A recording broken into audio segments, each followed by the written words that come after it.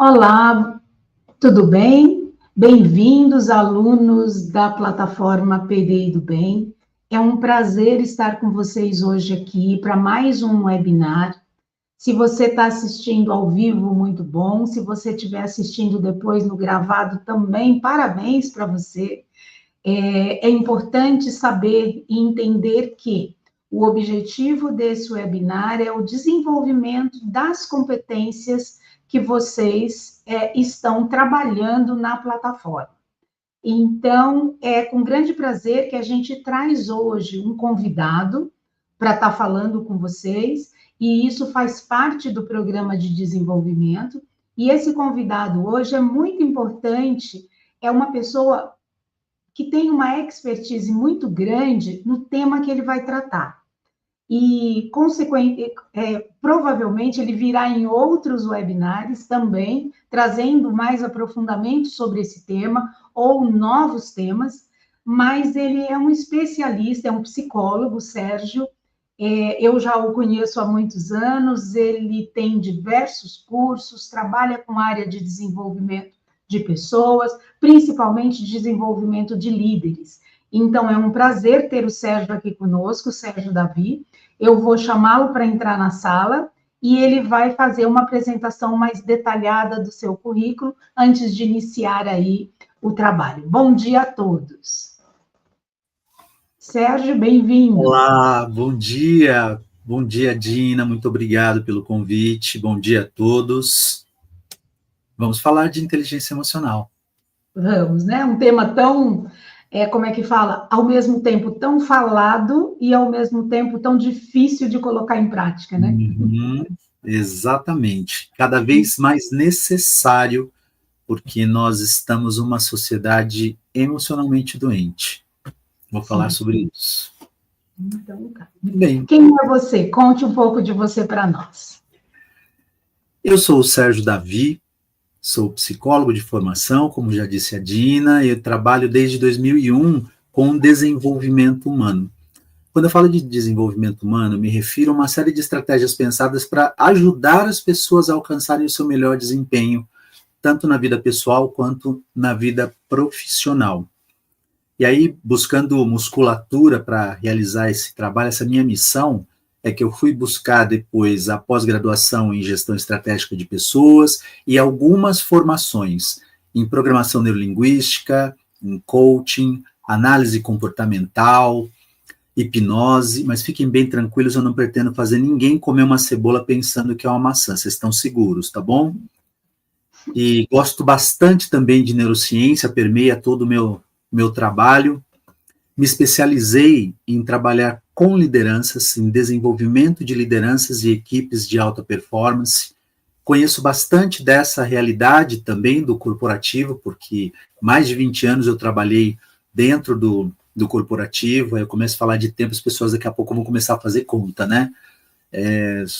Há mais de 15 eu estou em carreira solo aqui, né, com a minha empresa, mas trabalhei 20 anos dentro das organizações, inclusive como gestor de recursos humanos. Eu sou coautor de um livro chamado Empresários e Empresárias que Nasceram para Vencer, e tem um projeto que é a menina dos meus olhos, chamado Corporativo em Cena. Eu, antes de iniciar essa minha trajetória no corporativo, desenvolvendo pessoas, eu venho da arte, eu sou cantor e ator, e sempre entendi que a arte era transformadora. E tem um projeto por meio do qual eu levo todos esses temas corporativos, que eu trabalho de forma tradicional, muitas vezes, mas eu faço isso nesse projeto por meio da arte. Eu venho com um elenco de atores, cantores, artistas, e a gente entrega esses conteúdos por meio da arte. Esse é um pouquinho do que é o Sérgio. Sou pai da Ana Beatriz e do Pedro Afonso, marido da Simone. Sou eu este. Muito interessante, Sérgio. Algumas coisinhas eu já descobri novo seu hoje. Mesmo? Depois você me conta o que você não sabia. Bem-vindo aí, então. Tá ótimo. Posso iniciar? Pode sim. Então tá bom.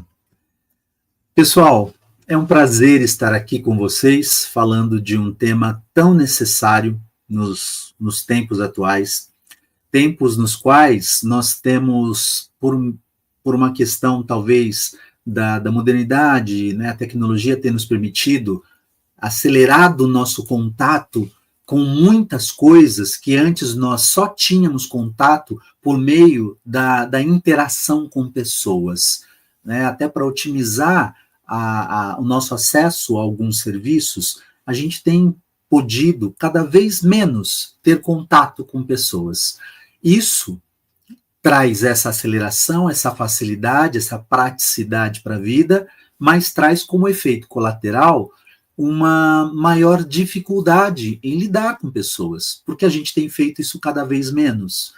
E no momento que a gente precisa dessa interação, a gente acaba tendo dificuldades.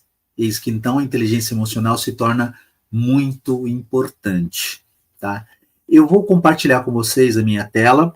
Tenho aqui alguns slides que eu vou utilizando, ora vou utilizar os slides, ora eu venho para cá, e porque aqui eu consigo, por exemplo, olhar o chat, se vocês tiverem algum questionamento. Eu sei que está meio alinhado, que a gente faz as questões no final, mas eu acredito que tem perguntas que surgem, que elas são, né, a resposta daquelas perguntas são pré-requisito para eu continuar conseguindo compreender o conteúdo. Tem coisa que se você não esclarecer naquele momento, talvez você nem consiga entender direito o que vem depois. Então, tá aqui, eu de vez em quando vou dar uma olhada aqui, se tem alguma dessas perguntas, mas fiquem à vontade para fazer as perguntas que vocês quiserem.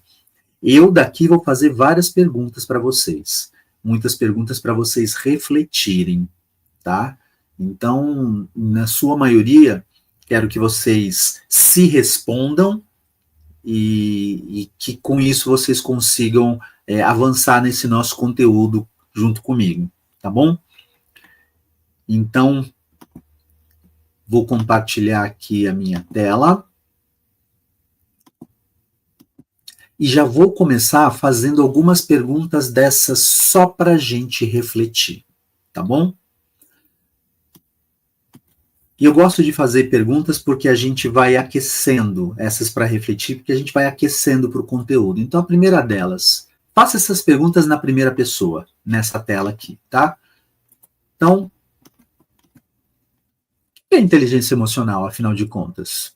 A gente fala tanto de inteligência emocional, eu tenho certeza que é um termo que vocês já utilizaram, mas sabe o que as pessoas sabem? Sabe o que você sabe traduzir, definir o que é inteligência emocional, de fato? O que é que eu me descontrolo? O que acontece que faz com que eu me descontrole?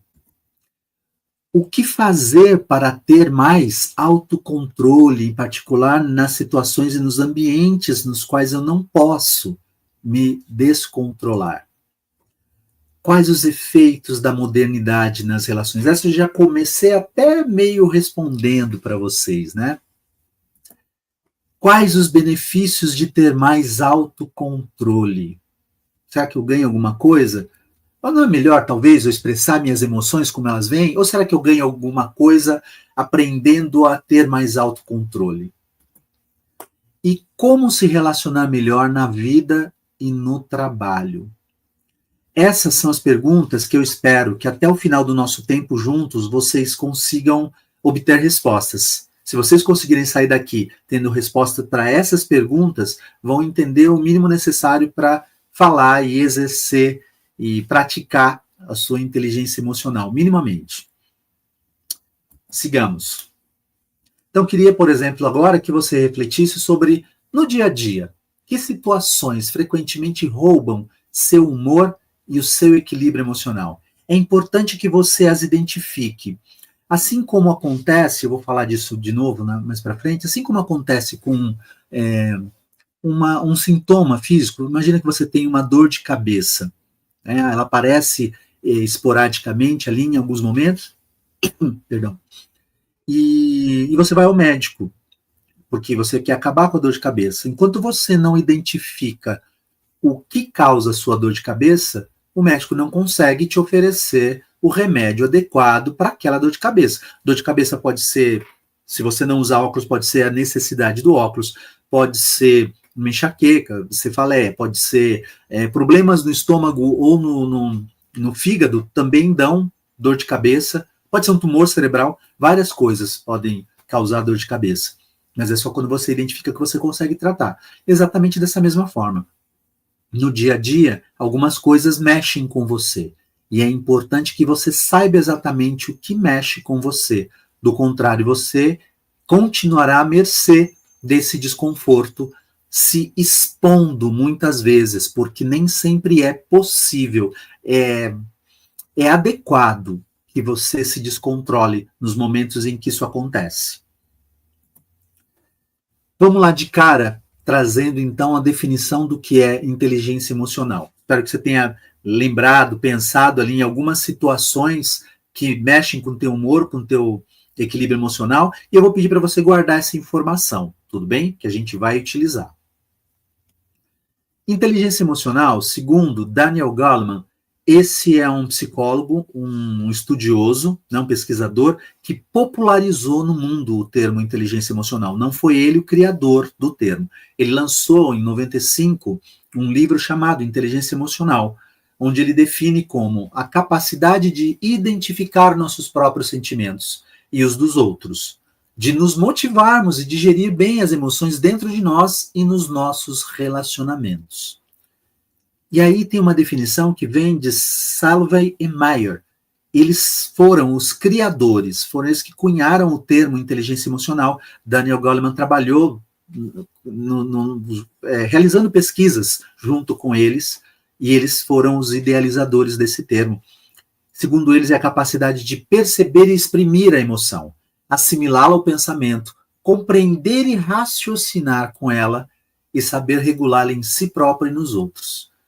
Eu sei que é muita informação e eu quero facilitar a sua vida. Então, assim, a grosso modo, tá? Inteligência emocional é um tema bastante extenso e poderíamos nos aprofundar bastante. Mas se resume a 4 coisas. Se você guardar essas 4 coisas, você sabe o mínimo necessário sobre a inteligência emocional. 2 dessas coisas diz respeito a você, 2 dessas coisas dizem respeito ao seu ambiente. Então, o que é inteligência emocional?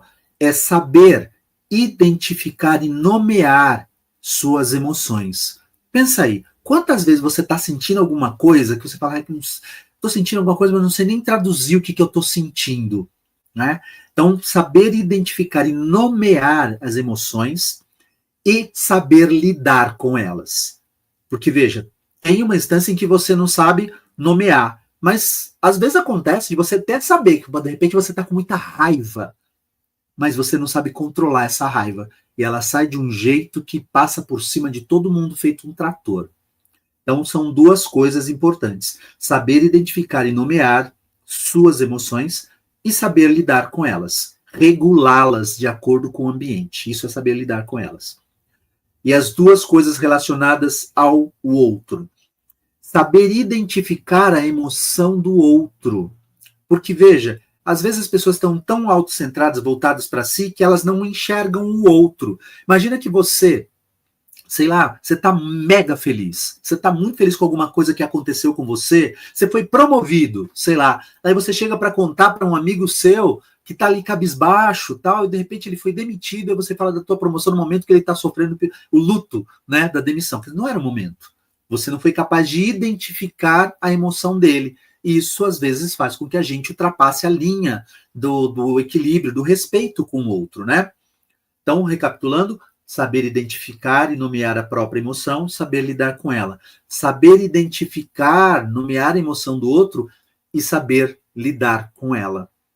Porque, veja, um outro exemplo. Às vezes, você está louco de raiva desta pessoa, tá? Porque ela fez alguma coisa para você. E ela própria já está sofrendo, porque ela sabe que fez alguma coisa que não foi legal. E você, sem nem se preocupar com o estado dela, você passa por cima dela feito um trator, com raiva e tal, porque você nem soube identificar a emoção, a dele, ou não se preocupou. Porque para você, tanto faz, você precisava descarregar nele. Então, essas 4 coisas, se você consegue desenvolver e colocar em prática, elas se traduzem no exercer a sua inteligência emocional. Pela última vez, identificar e nomear sua emoção e saber lidar com ela. Identificar a emoção do outro e saber lidar com ela. Tá?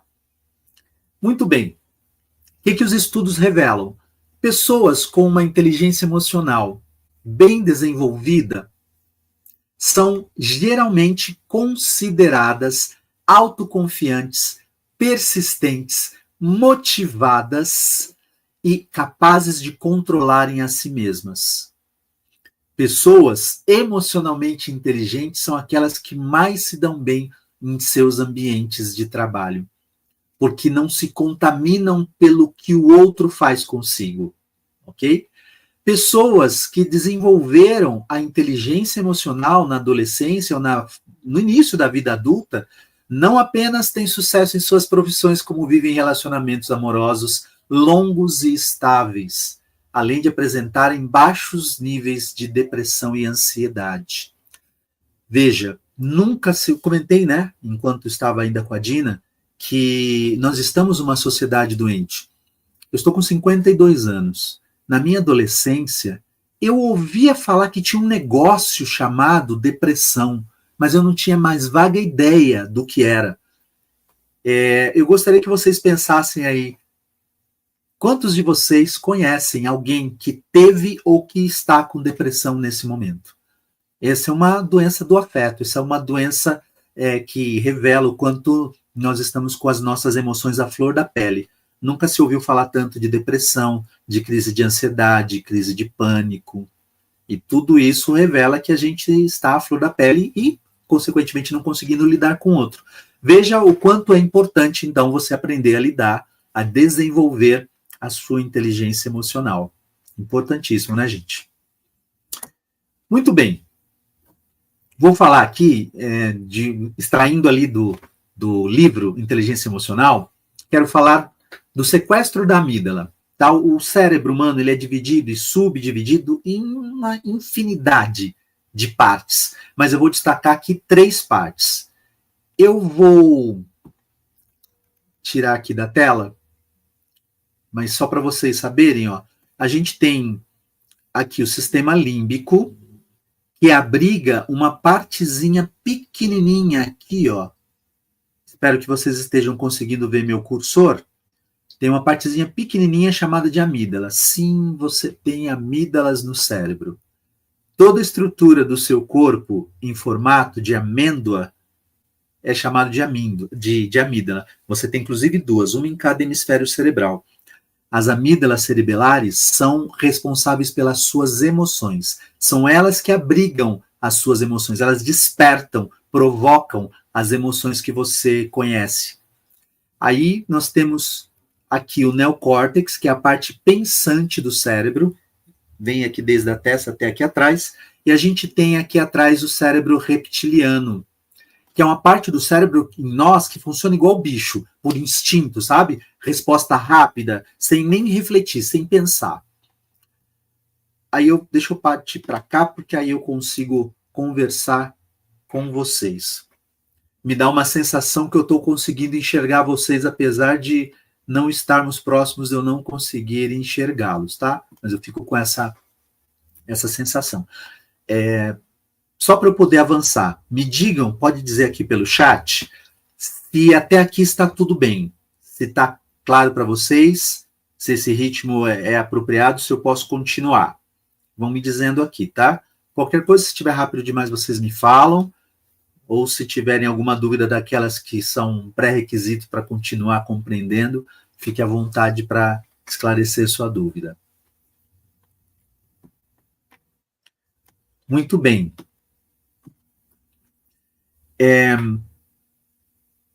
Quero falar especificamente das amígdalas cerebelares. Elas, como eu falei, são o centro das emoções. E elas têm um papel fundamental, que é de identificar possíveis riscos no ambiente. Porque à medida que elas identificam o risco, elas nos preparam para lidar com aquela situação de risco, tá? E aí elas funcionam como se fossem 2 radares, buscando no ambiente situações que possam ser ameaçadoras. Como é que elas fazem isso? Elas não têm olhos, né? Mas elas têm os 5 sentidos. a serviço delas. Quais são? A visão, o olfato, a audição, o paladar e o tato. Por meio dos 5 sentidos, as amígdalas elas vão captando o que o ambiente vai propondo. E quando elas identificam um risco iminente, o que elas fazem? Elas mandam 2 comandos para o cérebro reptiliano, aquele que responde rápido, sabe? Mandam 2 comandos, fuja ou ataque. É o que alguns conhecem como sistema de luta e fuga. Fuja ou ataque. E isso faz com que a gente, então, tome uma ação para se ver livre daquela situação. Vou dar um exemplo para vocês. Lá nos primórdios da existência humana, nós tínhamos os homens das cavernas, e eles não tinham o neocórtex. Não tinham porque meramente não precisavam. Inclusive tinham um crânio um pouco menor. Eles tinham, então, o sistema límbico, com as amígdalas, e o cérebro reptiliano. Imagina, então, que está lá um homem das cavernas, andando lá na savana africana, e aí ele se depara com um animal vindo na direção dele ali, de tamanho descomunal, enorme, babando. E aí essa informação chega para as amígdalas, que mandam para ele, e agora vocês podem responder aqui pelo chat, por favor, só para eu saber o quanto para vocês está claro. Chega essa informação para as amígdalas, que tem aquela resposta, lembra? Luta e fuga. Então, chega essa informação para as amígdalas. Qual é a mensagem que as amígdalas mandam lá para o cérebro reptiliano? Mandam para a pessoa, mandam para esse homem das cavernas. Qual é a mensagem? Diz aqui para mim, escreve para mim aqui. Qual dessas mensagens, desses comandos, as amígdalas mandam para eles?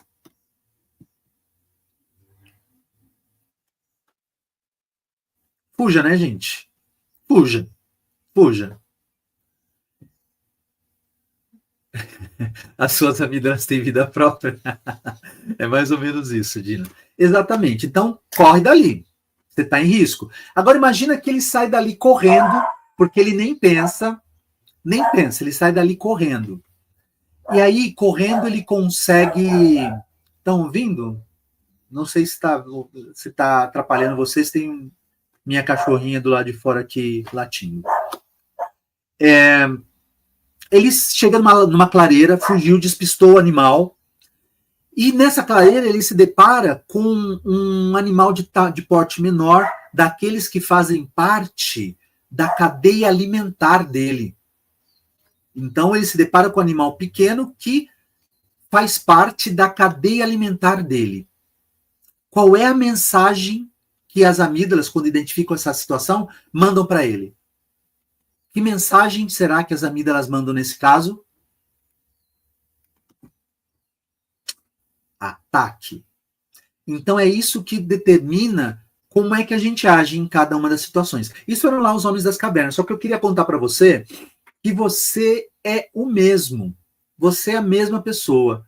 Né? Nós somos os mesmos. Com a diferença que, com o passar do tempo, a modernidade, o avanço, né, ao longo dos séculos, a vida foi ficando mais complexa e exigindo de nós respostas mais complexas. Por isso que o cérebro foi crescendo, ocupando todo o crânio, e surgiu o neocórtex, que é a parte que pensa, que evita problemas, que encontra solução para problemas. Mas nós somos os mesmos. Eu vou te dar um exemplo.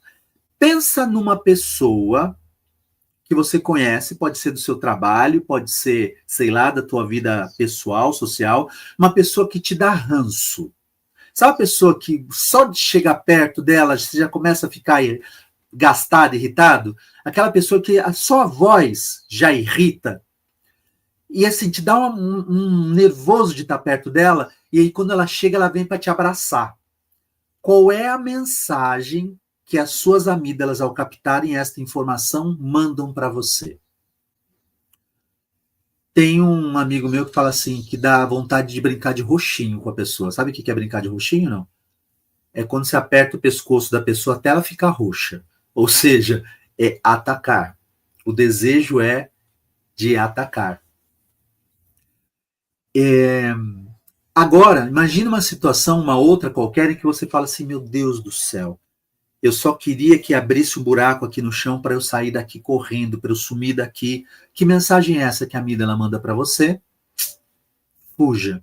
Ou seja, nós somos os mesmos. Com a diferença de que nós temos o neocórtex, que quando essa mensagem chega no neocórtex, é ele quem fala assim para você: calma, respira fundo, larga o pescoço da pessoa que não vai dar bom, né? Você vai gastar seu réu primário, não vai ser legal.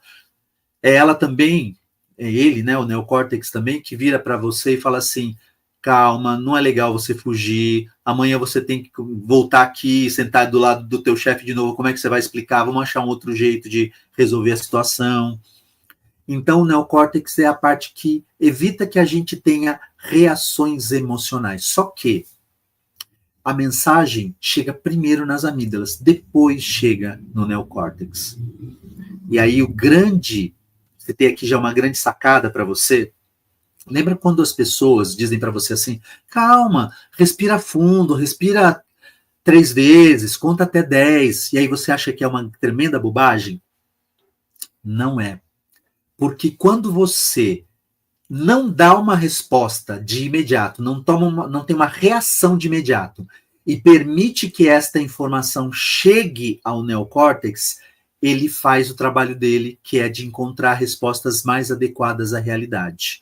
Se você sucumbir ao primeiro impulso, você vai ter uma resposta emocional, provavelmente uma resposta da qual depois você venha a se arrepender. Porque a função das amígdalas, mandando essa mensagem para o teu cérebro, não é fazer com que você fique bem com o ambiente, é meramente te fazer sobreviver. Antes havia um risco da vida, né? Que lá os homens das cavernas. Hoje nós temos riscos sociais, nós temos riscos psicológicos, a gente tem um risco de exposição, a gente tem outros riscos. E elas trabalham para nos proteger desses riscos igualmente, exatamente como se fazia antes. Continua nos protegendo a nossa vida, a nossa existência, mas protege a gente desses riscos. Tudo que abala a gente emocionalmente é lido como risco. Tá? Então, a primeira coisa é: aprende a não responder de bate-pronto.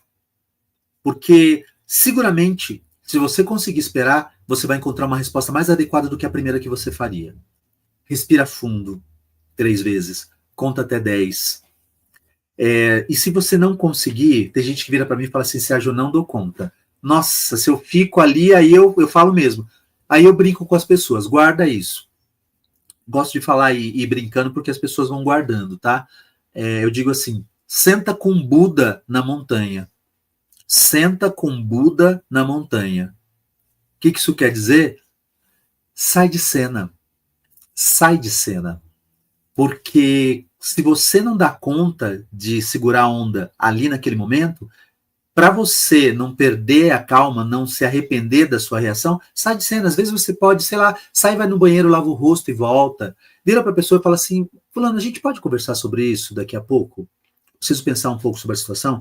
Olha, a gente pode conversar daqui meia hora, a gente pode conversar no período da tarde, a gente pode voltar a falar sobre esse tema amanhã.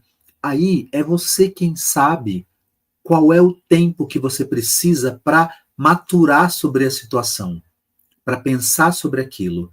E a segunda estratégia atrelada a essa é: pense, né?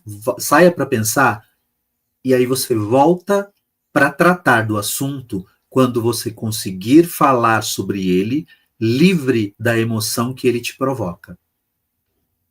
Às vezes você volta para falar com a pessoa e você olha para ela e aí volta o ranço. Aí você lembra de tudo de novo. Não é o momento. Não é o momento.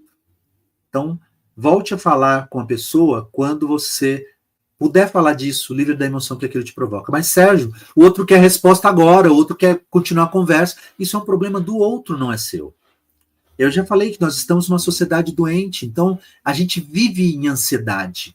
A ansiedade é muito grande. E o outro, você querer conversar depois, coloca o outro em compasso de espera e ele vai ficar ali ansioso. Mas, assim, minha preocupação aqui são vocês que estão aqui comigo.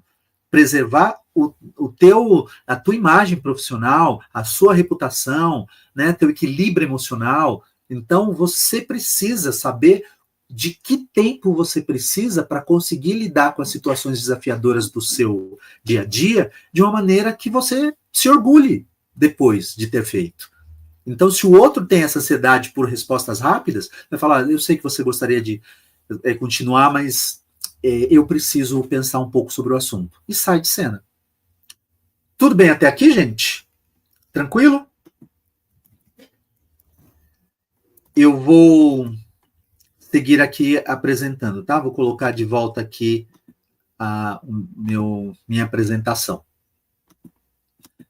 Eu gosto muito dessa frase, porque ela é a tradução disso que eu estava dizendo. Olha só, uma frase de Stephen Covey. Há um espaço entre o que acontece com você e sua reação ao que acontece com você. E é nesse espaço que está a sua capacidade de escolher as melhores respostas, aquelas que definem o seu destino. Então, não precisa responder de bate-pronto, né? Você não consegue controlar a sua emoção. É humanamente impossível controlar a sua emoção. O que você pode controlar é a sua reação a essa emoção. As pessoas falam de controle emocional, faz parecer que a gente consegue não sentir. Não dá. Em 1/20 de segundo, você sente alguma coisa. Se você se depara com alguma coisa que você sente nojo, você vai sentir nojo, você não tem como evitar. Se você se depara com alguma coisa que você sente medo, você vai sentir medo, você não tem como evitar. O que você pode é aprender a lidar com estas emoções, tá? E para isso você precisa aumentar o intervalo entre o que aconteceu e a sua reação ao que aconteceu com você, tá? Muito bem.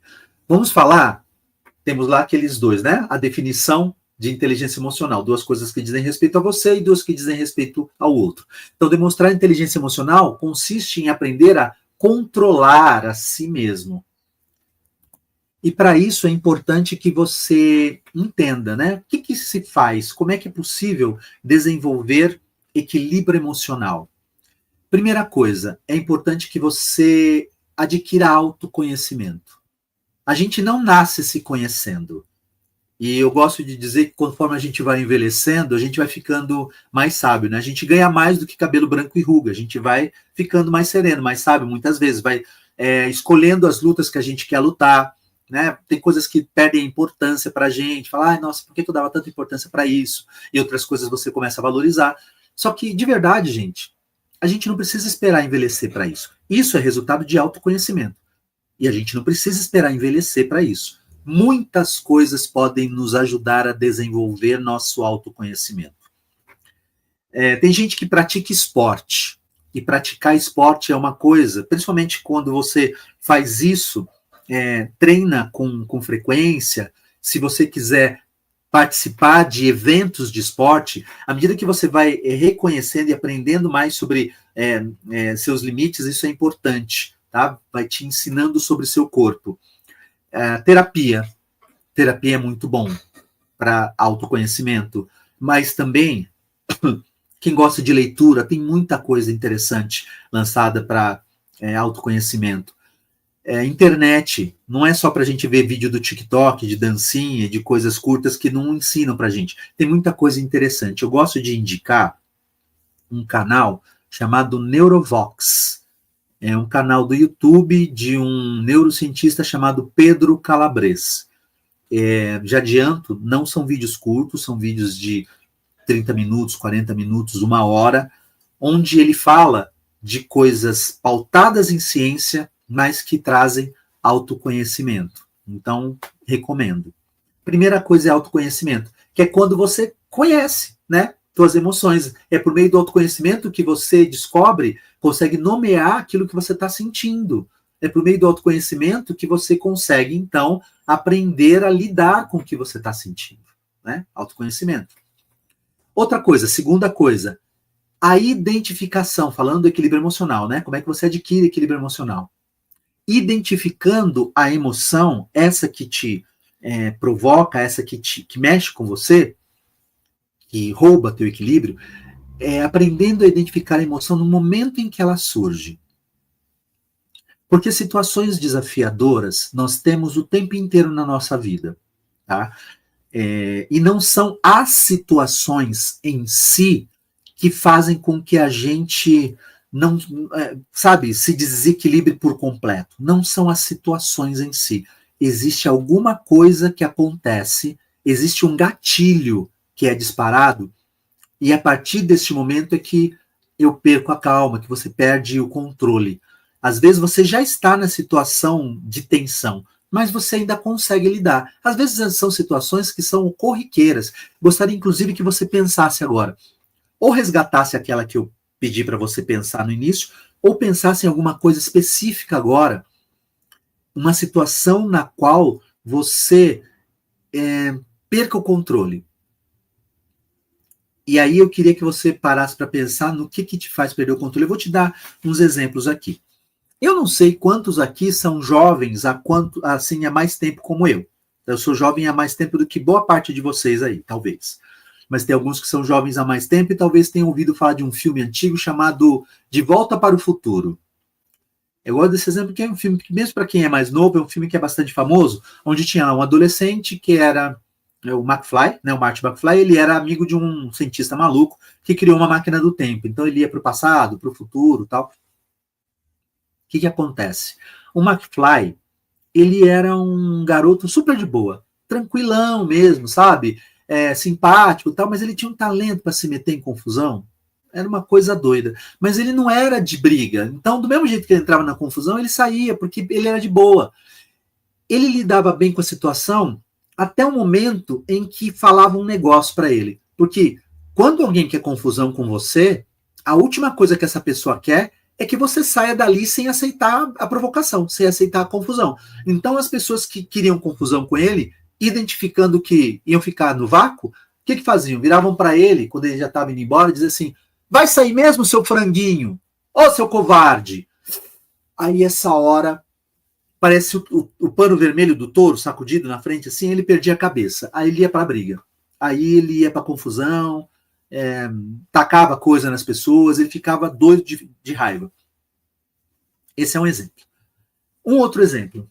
Estava dando esse treinamento, na verdade era um treinamento, aqui é uma palestra, né? Um webinário. Mas eu estava num treinamento, eu podia fazer exercícios e tal, e era um treinamento para uma empresa de saúde.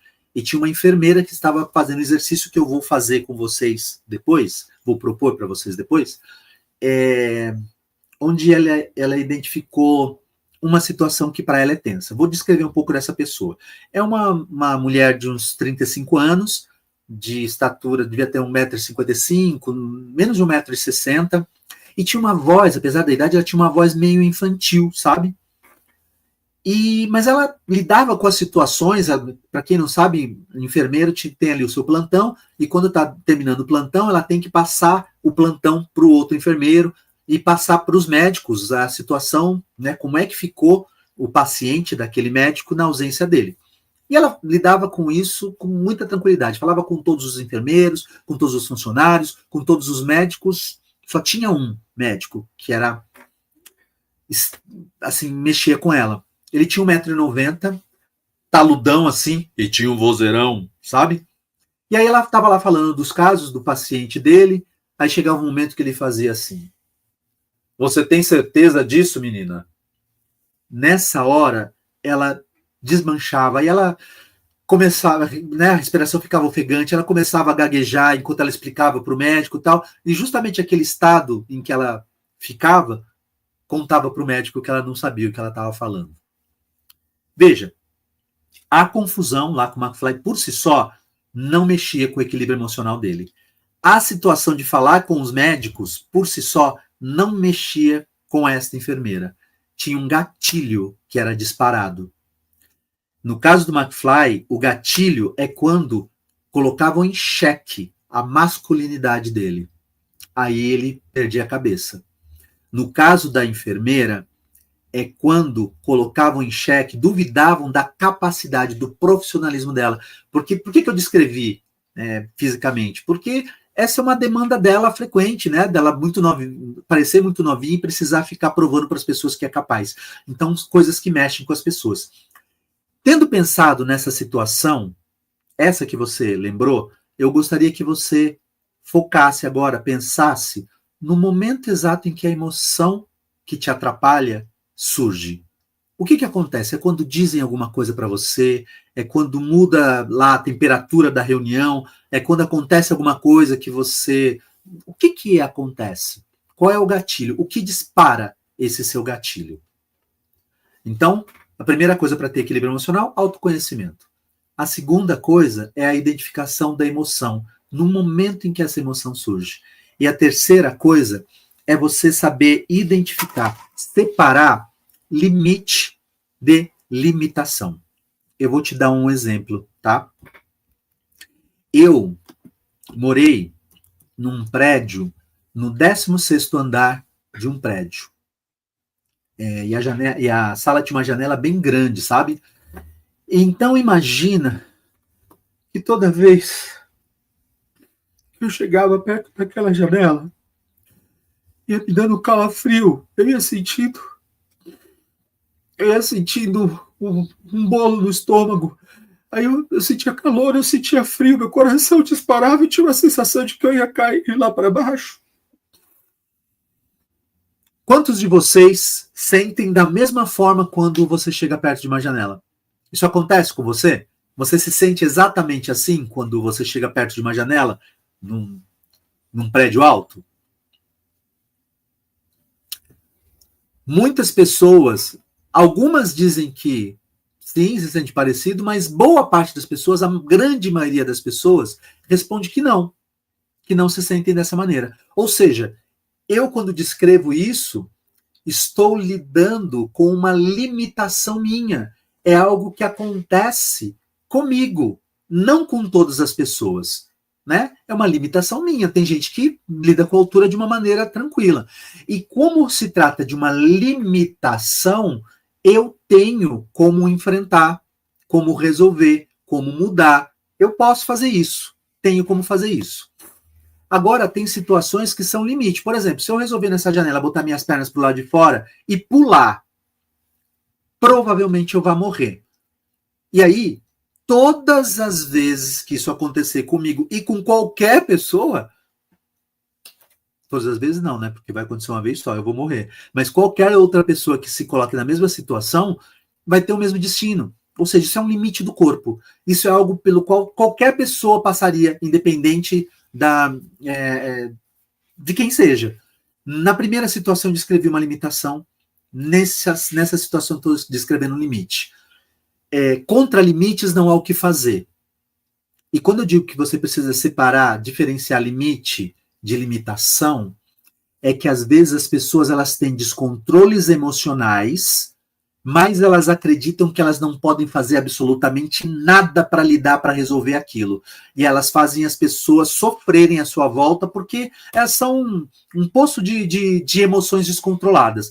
E como ela acha que qualquer pessoa na situação dela agiria da mesma forma, né? Aquela pessoa que fala assim, eu só tenho os cachorros mesmo, não tenho sangue de barata. Ou seja, qualquer pessoa na minha situação faria do mesmo jeito. E isso não é uma verdade. Quando você trata suas limitações pessoais como limite, você não faz nada para mudar. E Sérgio, é tão forte, como é que eu sei se é limitação ou se é limite?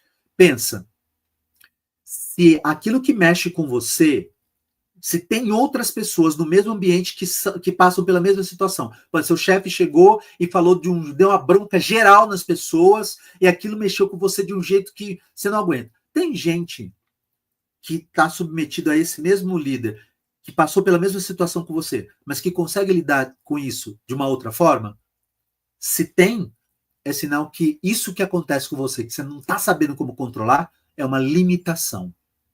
Submete à avaliação. Se aquilo que você tem agora, que está descontrolado, que você não consegue, pode ser raiva, pode ser uma emoção, pode ser medo, pode ser angústia, se aquilo que você tem, que está te dominando, você acha que você não pode controlar, mas tem outras pessoas que submetidas à mesma situação conseguem controlar, isso é uma limitação. E se for uma limitação, então você tem como buscar ajuda, buscar desenvolver. Porque isso está fazendo você sofrer e provavelmente fazendo outras pessoas à sua volta também sofrerem. Ou ficarem na mão, dependendo de você ali, esperando de você uma reação que não vem, tá? Eu vou propor agora um exercício, mas eu não quero que vocês façam agora. Eu vou projetar a tela e eu vou pedir para você fazer uma foto dessa tela para que você, então, faça isso quando estiver bem tranquilo, quando estiver com tempo, tá? Porque você não vai conseguir agora. Então, pense em uma situação que mais te faz sentir aborrecido e irritado. Imagino que essa você já tenha pensado. A segunda coisa também, imagino que você talvez já tenha feito. Identifica qual é o gatilho, qual é o momento, o que acontece que faz com que você perca o controle. Identifica esse gatilho. E agora, assim, nesse momento de tranquilidade, ou um momento que você puder parar, dedicar um tempo para isso, mas longe da situação tensa, longe da situação que dispara esse gatilho. Tranquilamente, na sua casa, num momento de tranquilidade, pensa, o que você vai fazer quando isso acontecer? Descreve para você, e escrever é muito bom, viu? Escreve qual é o melhor desfecho que você quer dar para essa situação quando isso acontecer. Se você tiver ali controle, se você conseguir lidar com a situação da melhor maneira, qual é o desfecho que você quer dar para isso?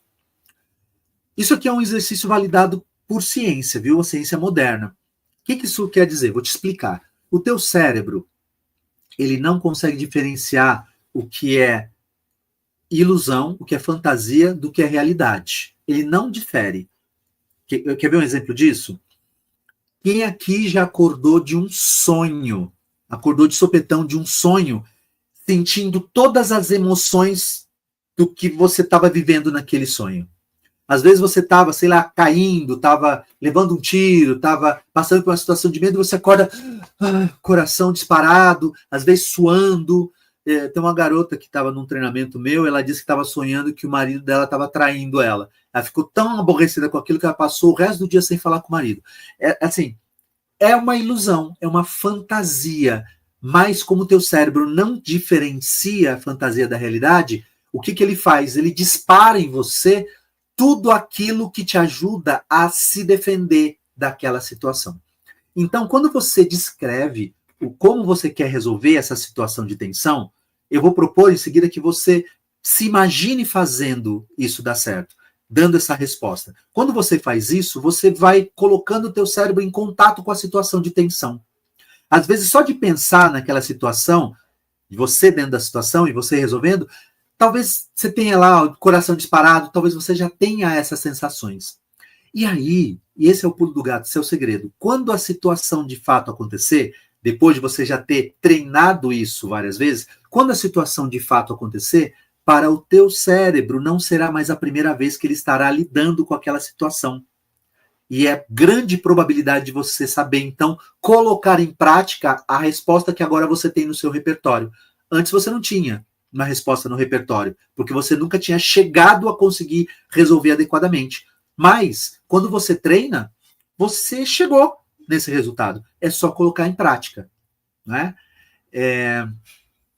E isso acontece porque teu cérebro ele vai se preparando para isso. É como quando você tem que ter uma conversa difícil, tem que ter uma DR, né? Você não se prepara, nossa, quando eu chegar para falar com a pessoa, eu vou dizer assim, vou dizer assado.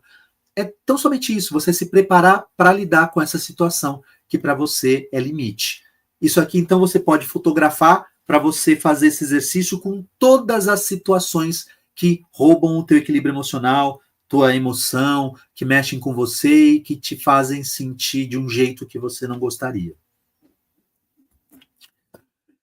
Eu vou projetar aqui algumas perguntas, eu vou fazendo essas perguntas aqui, quando eu chegar na última, são 4 perguntas, tá? Vou pedir para você fazer a mesma coisa.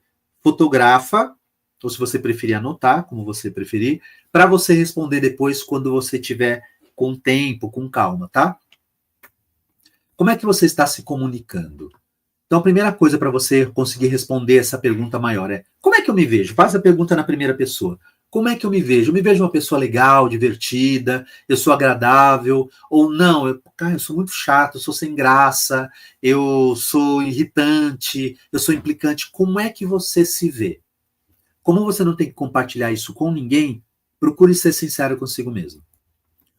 Como eu acho que eu sou visto pelas pessoas? Como eu acho que as pessoas me veem?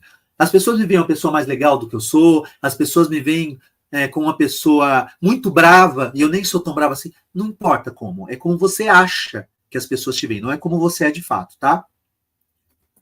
Como eu gostaria de ser visto? Como seria o ideal? As pessoas me veem dessa maneira, XYZ, mas como eu gostaria de me ver? Né? Perdão, como eu gostaria que as pessoas me vissem? Como eu gostaria que as pessoas me enxergassem? E por último aqui, como eu tenho medo de ser visto? Para as pessoas que não conseguiram identificar o gatilho, provavelmente a resposta dessa quarta pergunta seja o seu gatilho. Veja lá o McFly. Como é que ele tem medo de ser visto? Como um covarde. Como é que a enfermeira tem medo de ser vista? Como incompetente. Então, pensa aí, como é que você tem medo de ser visto? Porque provavelmente, ao perceber, ao achar que estão te vendo desta forma, você se arme, né? Tuas amígdalas mandam essa resposta, esse comando. Fuja daí ou ataque. E aí é que dá todo o quiprocó que você normalmente vivencia, tá? Muito bem. Agora pensando, né, eu falei aqui das duas coisas que primeiramente compõem inteligência emocional, quero falar dessas duas outras, né? Demonstrar inteligência emocional consiste em aprender a controlar a si mesmo e a entender o outro. Então, se tem uma coisa importante para você aprender a lidar e desenvolver inteligência emocional, é o desenvolvimento da empatia.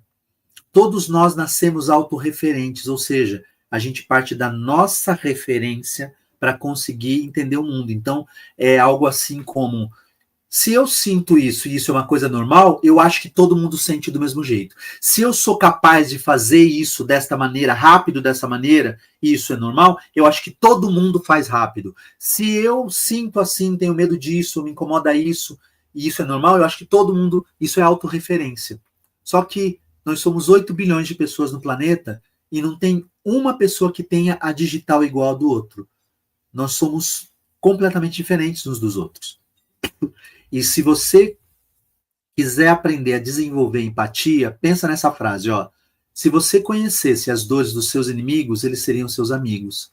A gente tem uma tendência a se empatizar, né, afinizar com o outro quando a gente sabe das dores do outro, pelo que ele passa. E a gente se comove com o que o outro passa. Só que quando a gente não gosta de alguém, a gente não quer ouvir o que vem dessa pessoa. Pensa se já não aconteceu com você, de você não ir com a cara de alguém, e nesse momento parece que aquela é a pior pessoa do mundo, e de repente, em algum momento, você passa a gostar e sei lá, virou a melhor amiga daquela pessoa. Né? O que aconteceu aí? Provavelmente você tomou conhecimento de coisas a respeito dessa pessoa que fizeram com que você atenuasse a tua percepção para aquilo que antes era só defeitos. A pessoa não mudou, não se transformou em outra pessoa. Você só deixou de dar tanta ênfase para aquilo que te incomodava antes e se permitiu perceber coisas boas nessa pessoa. Então, o caminho é do desenvolvimento da empatia. E para isso, tem um outro exercício aqui importante que eu vou pedir para você também me esperar projetar todas as perguntas, e aí você tira uma foto e faz isso quando estiver tranquilo. Esse é um exercício para você fazer com todas as pessoas com quem você não se dá bem, mas gostaria ou precisa se dar bem, tá? Todas aquelas pessoas com quem você tem algum conflito e gostaria de não ter mais. Então, o que o outro está transmitindo? Responda. Como é que eu vejo o outro? Pensa em pessoas específicas, tá? Como é que eu vejo essa pessoa? O que eu penso dela? O que eu acho dela? Como é que eu vejo essa pessoa? Como eu acho que esta pessoa se vê? Porque às vezes a pessoa ela é inconveniente, vou dar um exemplo qualquer, tá? Aos meus olhos ela é inconveniente, mas ela é inconveniente, me irrita muito isso, porque ela se acha legal. Ela não é inconveniente de propósito para me aborrecer. Ela se acha legal, então ela acha que aquilo que ela faz é legal, ou seja, ela vai continuar fazendo. Não para me aborrecer, mas porque ela pensa que não tem problema algum. Então, responda. Como é que eu vejo o outro? Como é que eu acho que esse outro se vê? Como o outro gostaria de ser tratado? Lembra que quando a gente não gosta de uma pessoa, tem problemas com uma pessoa, a gente não dá muita atenção para ela, para o que ela tem de bom, a gente não presta atenção em como ela gostaria de ser tratada, e a gente acaba fazendo o quê? Olha essa pergunta. Como o outro não quer ser tratado, a gente acaba tratando o outro exatamente do jeito que ele não quer ser tratado. E isso potencializa o conflito. Por quê? Porque você tem amígdalas cerebelares, ele também tem. Se você trata ele de um jeito que ele não quer ser tratado, ele também vai fugir de você ou te atacar. Da mesma maneira. Então pensa nessas perguntas, responda essas perguntas sobre cada pessoa com quem você gostaria de se dar melhor, tá? E aqui, últimas dicas aqui para a gente encerrar. Dicas para você se relacionar melhor no trabalho. Você não foi ao trabalho para fazer amizades, tudo bem? Isso significa que ser amigo das pessoas não pode ser pré-requisito para você se dar bem com elas. Você não pode esperar que as pessoas sejam suas amigas e vai se dar bem, vai trabalhar bem só com quem você gosta, com quem você acha agradável. Isso é uma bobagem. Quando você tem amizade com as pessoas, é maravilhoso. Meu melhor amigo eu conheci no meu primeiro emprego há mais de 30 anos. Mas eu não fui lá para isso. Esse é o plus. Então, tudo bem se as pessoas não forem suas amigas. Você tem que conseguir trabalhar bem com elas. Não dê ao outro o poder de tirar você do sério. As pessoas falam o que elas querem. Se isso vai te incomodar ou não, é contigo. Né? O quanto você está sob controle do outro, é contigo. É você quem dá esse controle para o outro. O outro não é como é com a intenção de te irritar. Tem gente que fala assim, fulano faz isso de propósito. Nada. Não é sobre isso. E se você entender isso, isso já vai te acalmar e baixar tuas armas contra o outro. Procure compreender a dor do outro, porque se você souber da dor do outro, provavelmente você vai se tornar amigo dele. Evite tentar provar que o outro está errado ou que não entendeu. Não tem nada que potencialize mais fortemente o conflito do que você tentar parecer correto dizendo que o outro está errado. Para você estar correto, o outro não precisa estar errado. Você pode dizer, olha, eu entendo, mas eu penso diferente. Que é diferente de, não, tá errado o que você está falando. O meu tá certo. Né? Evite potencializar a percepção do outro a seu respeito. Guarda essa frase. O que o outro pensa sobre você é problema do outro, não é seu. Você não vai dar conta de vencer, né, de alcançar o que o outro pensa de você. E por último, no final das contas, respira fundo e aprenda a se impor. Se impor não significa que você tem que ser impositivo, ou ser agressivo, ou falar absurdos para as pessoas. Mas você pode defender o seu espaço, né? Você pode dizer para o outro, olha, não gostei da maneira como você falou comigo, eu gostaria que você não fizesse mais dessa maneira, né? Isso me fez me sentir desrespeitado. Você pode se impor, faça isso, porque para o outro estar bem, você não precisa estar mal. E para você estar confortável, o outro não precisa ser destruído. Aí sim, vamos lá, não sei se vocês têm dúvidas.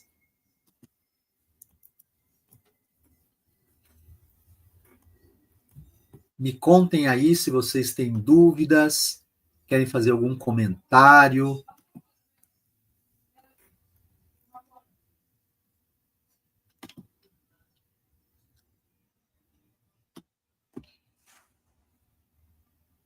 Olha a Débora aqui, Débora Franco, quanto tempo.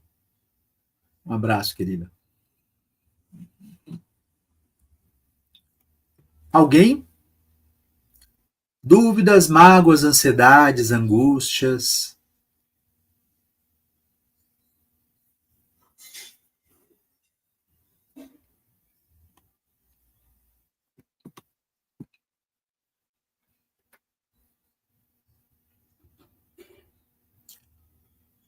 Não havendo dúvidas,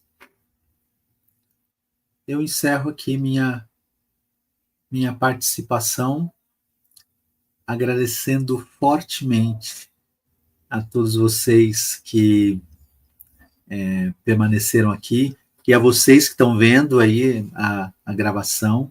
Espero que de alguma forma isso traga boas reflexões para vocês. Tem uma pergunta aqui, da Miriam.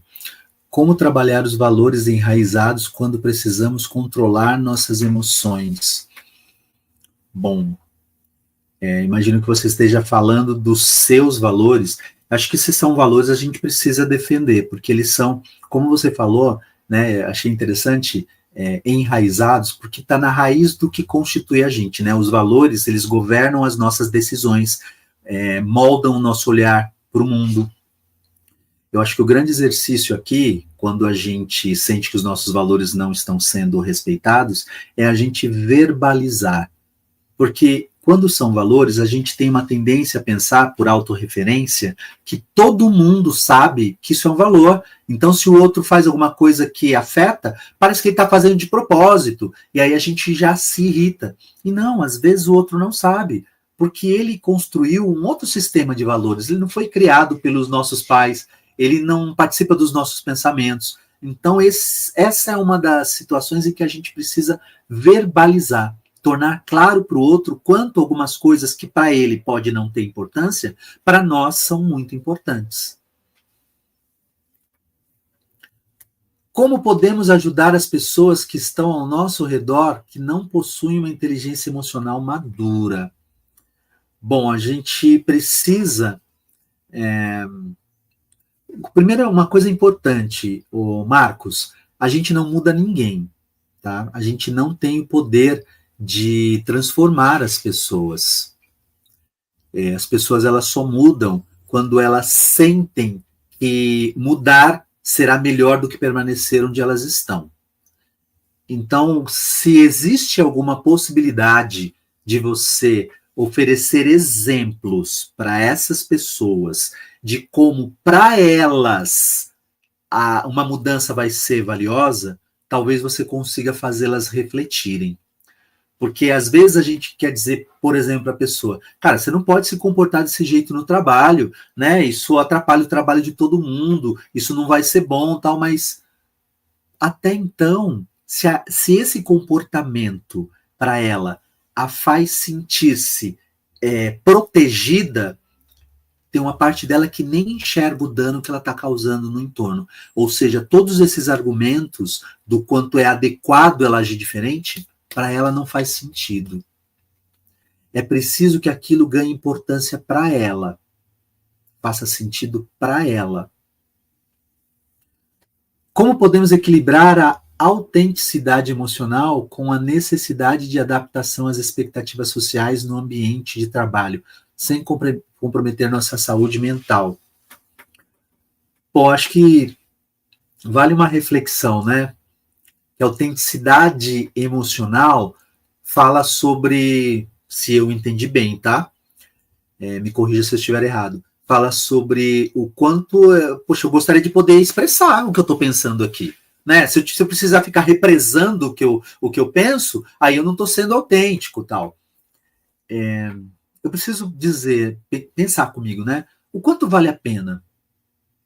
O quanto vale a pena? Né? O que eu ganho comigo, tá? Partindo do princípio que seja eu essa pessoa, né? Então assim, o que eu ganho demonstrando o tempo inteiro o que eu estou pensando e sentindo e o que eu perco? É um exercício de coaching. E é um exercício interessante. Ele chama perdas e ganhos. Então, de um lado, pensa numa situação qualquer, Dina, dessas que, né, ou eu faço ou eu não faço, né? Pensa, o que você ganha fazendo, exercendo, mostrando, falando, o que você ganha e o que você perde. Se você fizer, relaciona tudo que você ganha. Eu vou ficar aliviada, vai ser bom porque eu acho que os outros vão saber como é que eu penso.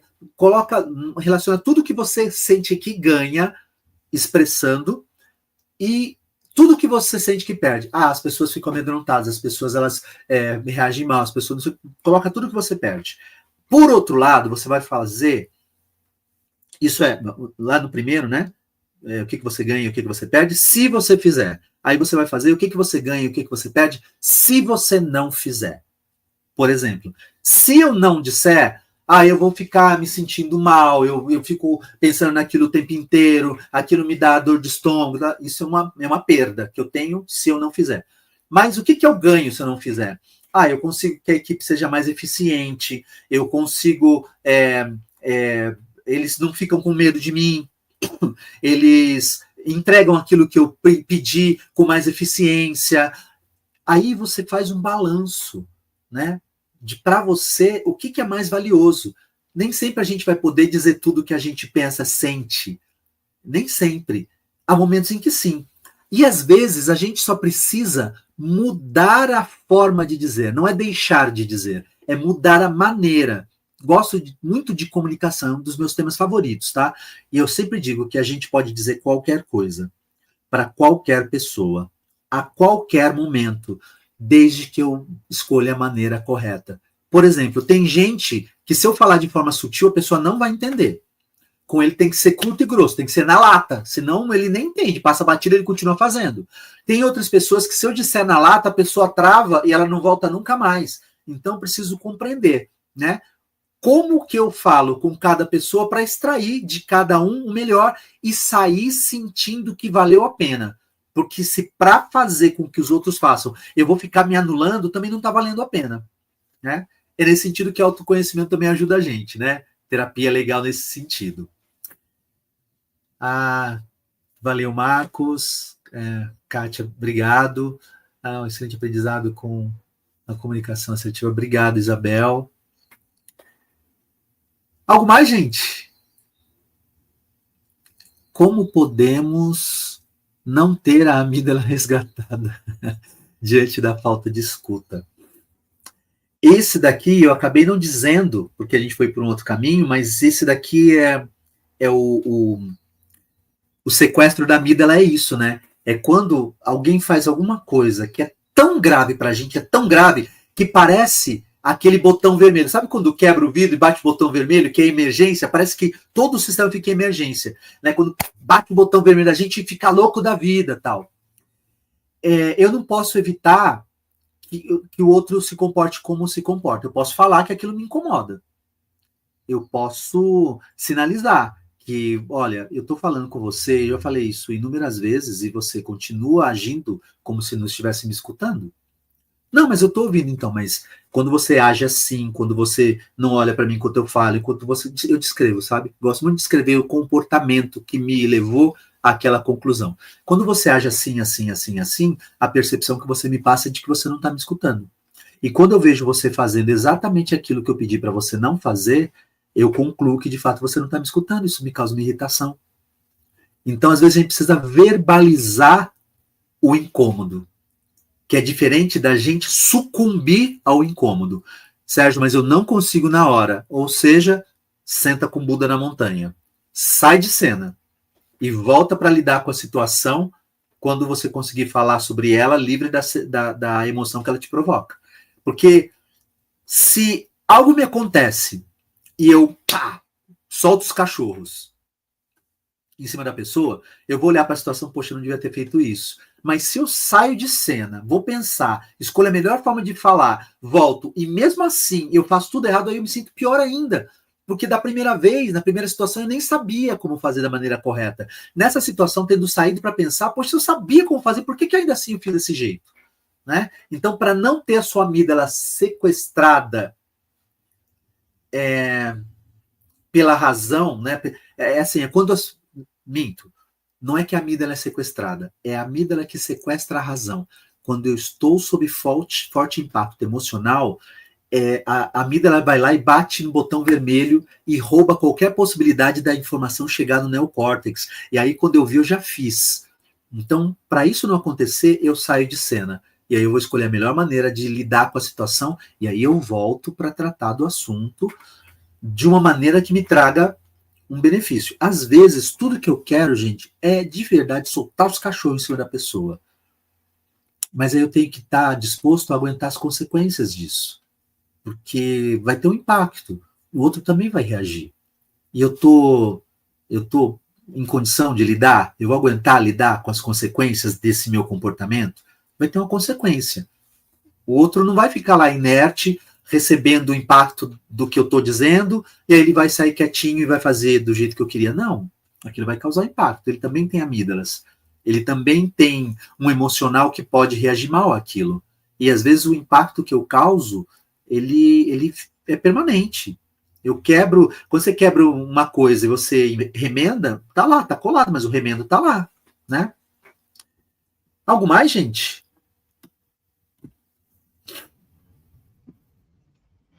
Oi, Sérgio. Olá. Voltando aqui de novo, obrigada, foi uma aula maravilhosa. Poxa, travou aqui para mim. Me tirou um monte de dúvidas. Que bom, que bom. Muito bom. Eu acho que o pessoal ficou aí para ouvir, né? E foi bem legal, excelente, foi só elogios. Queria te agradecer muito, né, por essa fala, por ter trazido esse tema tão controverso. Acho que a gente pode trazer ele de novo futuramente, porque é um tema que dá para explorar bastante, né? Tem muita coisa aí para a gente conversar sobre esse tema, e principalmente saúde mental, né? Então, queria te agradecer. Se você quiser falar alguma coisa para a turma, fique à vontade. Gente, agradeço imensamente aí o tempo de vocês. Eu sei o quanto custa. Imagino que a grande maioria, se não todos, estão no seu horário de trabalho. E então eu sei o quanto custa pararem para estarem aqui. Eu espero que esse conteúdo possa ajudá-los nas suas demandas, nas suas questões. E, enfim, eu posso deixar minha rede social, onde eu compartilho coisas lá também que podem, talvez, ajudar as pessoas. Deixa eu ver se eu consigo colocar aqui no chat. Aí eu não estou conseguindo. Adriana, você me ajuda? Sérgio D de dado, tudo minúsculo, Sérgio D de dado, _ mentoria. Sérgio D de dado, _ mentoria. Lá eu compartilho informações para liderança, sobre autoconhecimento, né, coisas que podem ajudar as pessoas também. Muitíssimo obrigado, viu, pelo convite, pela oportunidade, Dina. Você está com o áudio fechado.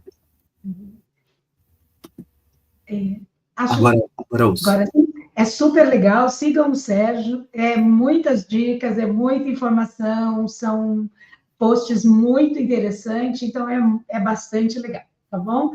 @Sérgio _ mentoria. Faltou o D, né? Isso, Sérgio D _ mentoria, exatamente. Sérgio Obrigado, D, viu, gente?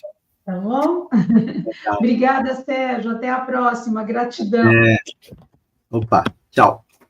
Valeu. Vamos em frente botar esse aprendizado em dia. Isso aí.